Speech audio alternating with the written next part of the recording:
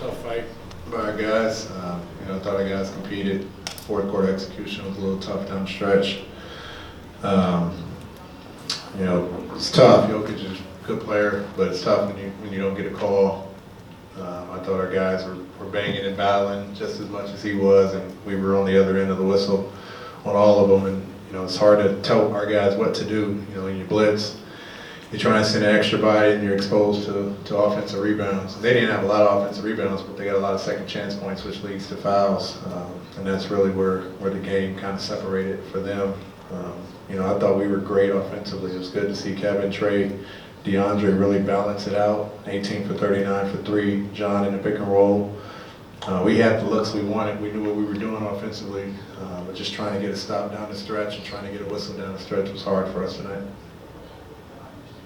And you guys know I don't say that much, but that was bothersome to really just try and figure out how to guard and be physical without being on the bad end of it every single time. And it was literally every single time.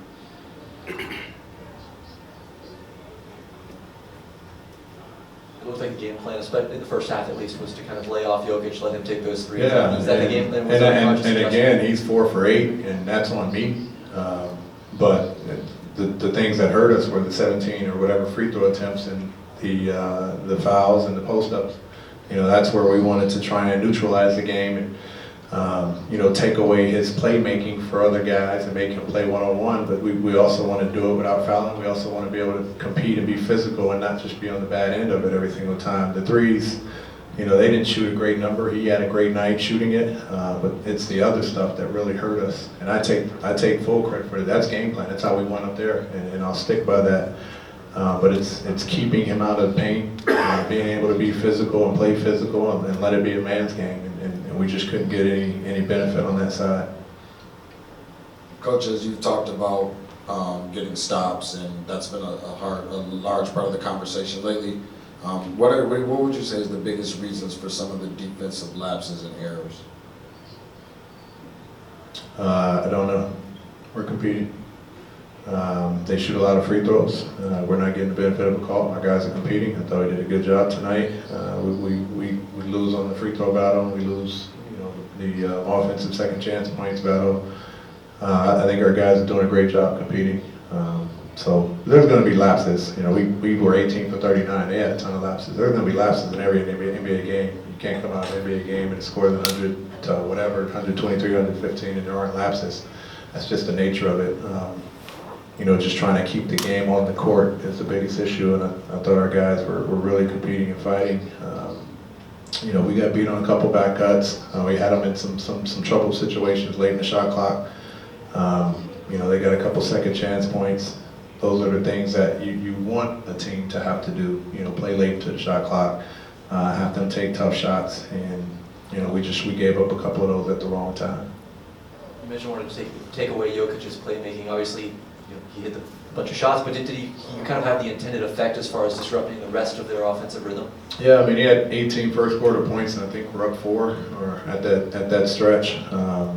It's just one of those things you have to understand. If KD walks in the gym, just expect 30. And that's just the nature of it. And so that's kind of what you expect. You don't expect 47 from Jokic, but I think anyone in this league will tell you if he's got a triple-double and he's got 10, 11 assists, he probably had a wrong night. He had a long night defending him, and so you have to make him a scorer. Again, I'm not worried about the threes. I'm worried about the stuff around the basket and being able to compete with them equally, and that's where it was hurt. He scored around the basket, but he also got to the foul line at a high rate, and so that's the toughest part, defending a guy like that. DeAndre Hunter looked like he had an off game or two. Was it good to see him did you see him get back on track a little bit? Yeah, we've talked about his back-to-backs. Second night has been, he'll admit it, he'll tell you guys, it's mind-boggling for him to try and figure out how to perform on a second night, and it's part of a rookie's growth, things that, you worry about, how do you get a guy going, that's just been a struggle for him. But I thought he came out aggressive. I thought he was in rhythm with all of his shots. I thought he was trying to make plays for guys. I thought he did a tremendous job defensively as well, just being solid. We're playing him at the 3, sometimes at the 4, and moving him around, but he was locked in tonight. What are the alternatives when a guy's banging and you can't hold your ground. I mean, you can throw blitzes at them, and that's what they want. They want you to send a second player, and, you know, one of the best passers in our league becomes effective. It's the same thing with LeBron. You know, when you're playing a guy like that, he wants you to send the body. He wants you to bring an extra defender over so he can punish you in the way he really wants to play. But I just think it's one of those things, you know, we switched later in the second half and we try to switch on some of his pick and rolls to take away the three-point shot. We try to come up and pressure him a little bit more. Again, it's just the stuff around the basket that was tough. I thought Alex, you know, competed every single time and just got caught on a lot of those. You want to keep him out of the middle, you want to keep him from his counter, and you want to keep him from getting into your body. And that's just the things we're working on with our three bigs when they're out there, and John's a part of that as well, I guess, sometimes. But you can throw blitzes, you can do a lot of different things. There's schemes and coverages and things of that nature. You know, if he's got 10 assists, you're worried about that. If you've got a lot of threes, you're worried about that. And if he's around the basket, you're worried about that. Coach, you've mentioned compete quite a few times now. It kind of seems like this team has kind of been competing differently over the last few games or so. Is that a fair assessment? And if so, what's the biggest reason for that upward trend? You know, it's nice to have all of our guys. It's pretty much that simple. You know, what are we at now? 85 total minutes with John and Kevin and Trey on the floor together for the year. You know, I keep saying that statement alone. It's not so much that it's just the burden of those three guys. It's just you're not overburdening the other guys. And you know, Cam's minutes were down a little bit tonight. DeAndre's were back up again. But DeAndre gets to play as a third, fourth option offensively, and he gets to play in rhythm. I don't have to run plays for him now. You know, I can keep the ball in Trey's hands. We ran a lot of action through Kevin's hands in the third quarter. We can bring in Brandon to kind of neutralize and get shots for other guys. So it settles everyone down and no one has to overcompensate.